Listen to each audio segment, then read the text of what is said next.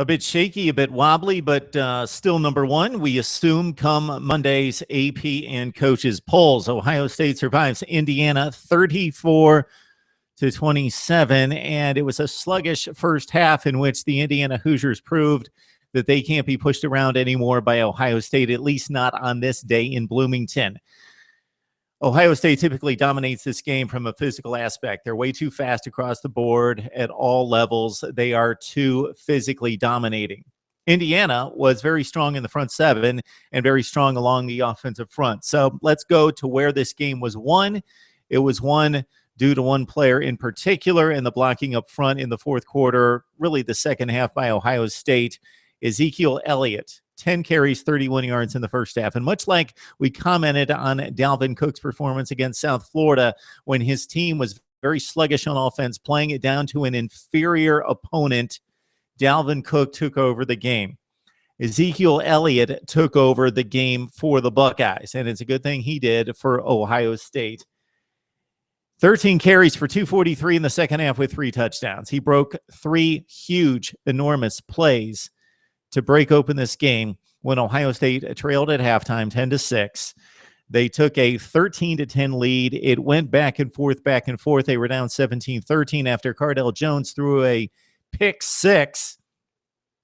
Ohio State looked to be in the control again as Elliott continued just to tear up the Indiana Hoosiers defense.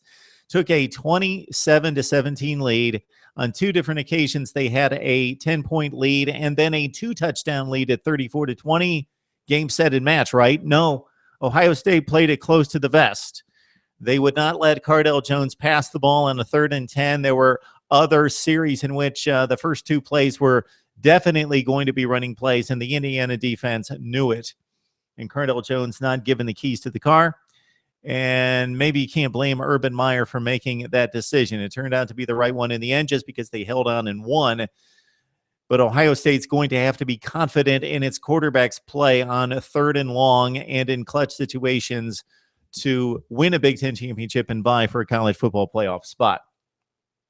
Okay, so the second half in the running game for Ohio State, very reminiscent of 2014, especially down the stretch against Wisconsin, Alabama, and Oregon. But in the first half, despite bringing back 4 of 5 offensive linemen from a line that was that dominant last season, not just run blocking, but protecting the passer, something not quite right in the run game for Ohio State. Even Ezekiel Elliott, okay, before this incredible second half, he's been running hard. He is running extremely hard.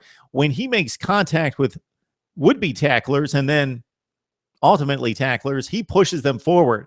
He makes it very difficult to tackle you, but he's not breaking tackles like he did down the stretch of last season. Not until the second half against Indiana.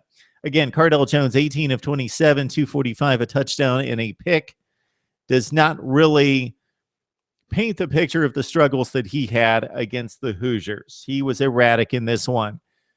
When he's on, he's on. He threw a beautiful touchdown pass to Michael Thomas, one of the best in the business. I still consider JT Barrett to be the best quarterback on this team and the best fit for this offense. I've detailed the reasons why very quickly. He's the more explosive runner. He's the better passer. He's more accurate. He can anticipate the throws. He has a better grasp of the offense. Cardale Jones gives you the massive frame. It's difficult to tackle him, difficult to sack him. And he has a gun, a laser gun. Barrett does not have quite the gun, but he's a better passer. He needs to be starting. Jalen Marshall, a big game for the Buckeyes, 6 catches for $110. But he also had 2 very costly fumbles in this game, one in which probably should have been reversed by replay. Okay, now let's talk Indiana football. The offensive line, as I mentioned, very impressive against Ohio State's front. Even though they couldn't budge them in the running game, not too many teams, if anyone's going to run against Ohio State, but they got enough of a push to keep Ohio State honest. What they did more than anything was keep the passer